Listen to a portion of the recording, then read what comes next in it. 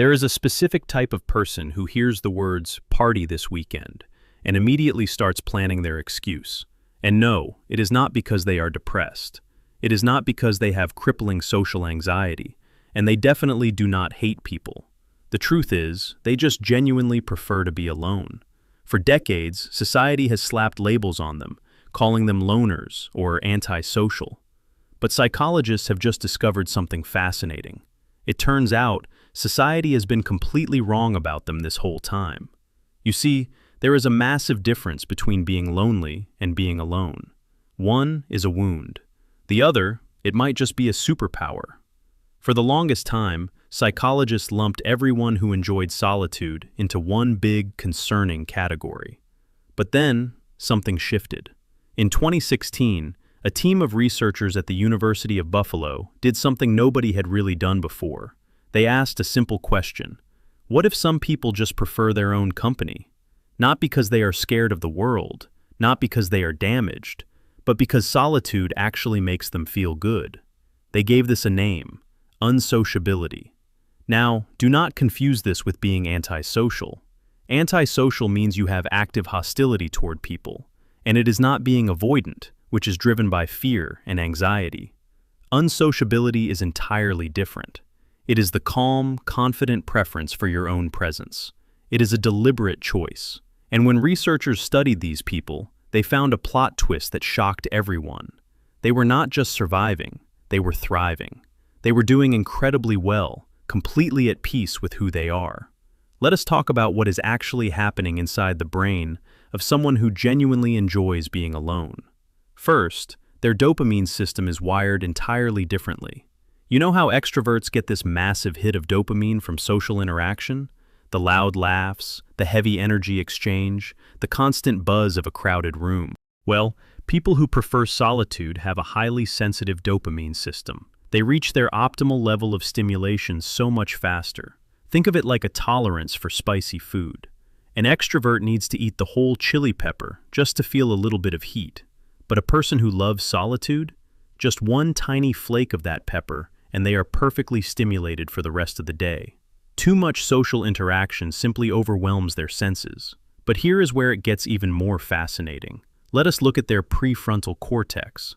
This is the part of your brain responsible for deep thinking, self-reflection, and complex problem solving. For those who love their alone time, this specific area shows heightened, explosive activity when they are isolated. From the outside, it might look like they are just sitting quietly on a couch, staring blankly at the wall. But inside, their brains are throwing an absolute party. It is a vibrant festival of introspection, creativity, and mental processing. And this is not just a theory. Look at history. Studies on human creativity consistently prove that breakthrough ideas rarely ever happen during loud corporate brainstorming sessions. They do not usually happen sitting in crowded, noisy coffee shops. They happen in the shower. They happen on long solo walks. They sprout at 2 in the morning when the rest of the world is asleep and you are completely alone with your thoughts. Albert Einstein did his absolute best work when he was entirely isolated. So did Isaac Newton. Virginia Woolf literally wrote a famous essay called A Room of One's Own about this exact psychological need. Maya Angelou used to rent a basic hotel room just to sit and write in pure solitude, even though she had a perfectly comfortable house. Is that just a coincidence? Absolutely not. Their brains demanded that quiet space to build something extraordinary. Now, before you start diagnosing yourself, because I know exactly what you were thinking. You were sitting there saying, yes, this is absolutely me. But let us pump the brakes for just a second. There is a crucial distinction we need to make right here, because here is the uncomfortable truth. Not everyone is actually embracing solitude. Many people are just using it as armor.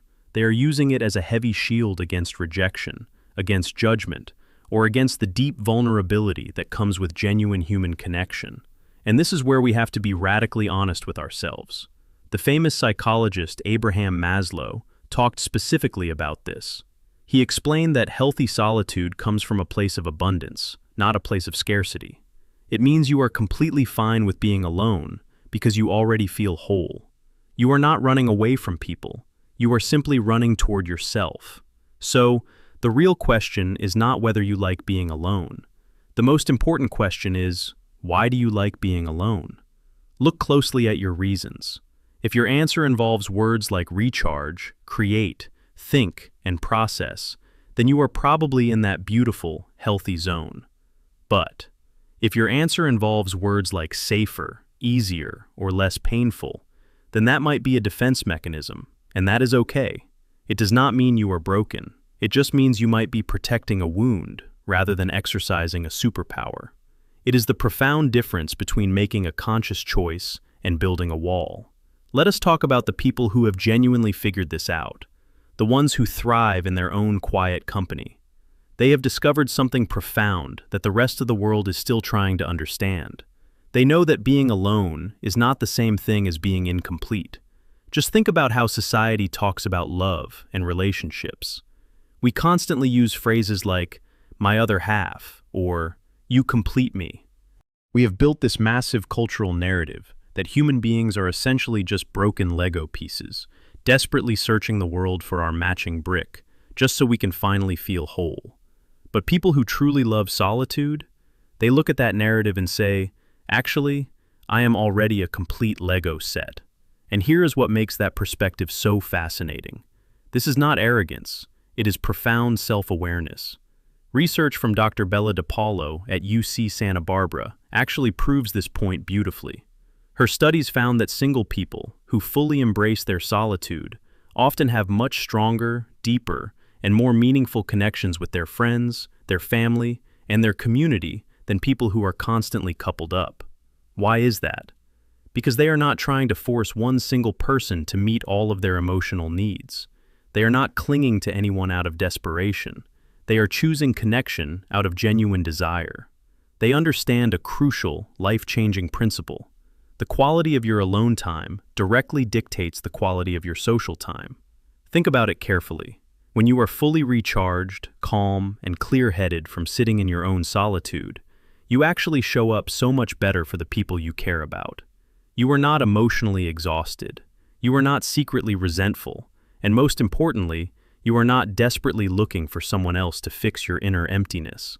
You are bringing your entire, whole self to the table, simply because you took the time to sit at your own table first. There is an incredible, quiet power in that kind of independence. Here is something that will completely shift your perspective.